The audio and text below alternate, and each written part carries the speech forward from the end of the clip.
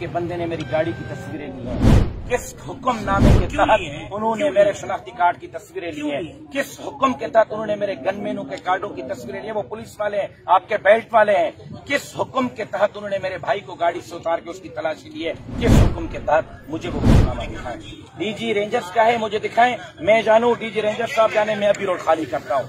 अगर वो DG ISI का है, मुझे दे दें, मैं जानूं। डीजी आईएसआई जाने मैं रोड खाली करता हूं।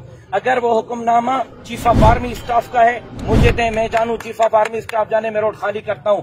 अगर इसने अपनी कैपेबिलिटी पर ये मेरी बेइज्जती की है तो मैं गैरतमंद पाकिस्तानी हूं, बेगैरत नहीं हूं। अस्सलामु अलैकुम। मौलाना राशिद महमूद सोमरो ने रेंजर्स के खिलाफ एहतिजाजी धरना क्यों दिया? रेंजर्स के आला अफसरान जामशोरों में धरने में क्यों आए? आज की वीडियो में तमाम तफसीलात शेयर करेंगे। सबसे पहले आपसे दरख्वास्त है कि हमारे यूट्यूब चैनल को सब्सक्राइब कर लीजिए और साथ ही घंटी के निशान पर क्लिक कर लें।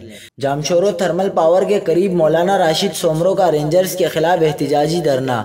JUI सिंध के सेक्रेटरी जनरल अल्लामा राशिद महमूद सोमरो के साथ रेंजर्स एहलकारों की तलाशी के बहाने तजलील, खवातीन के फुटेजेस बनाए गए।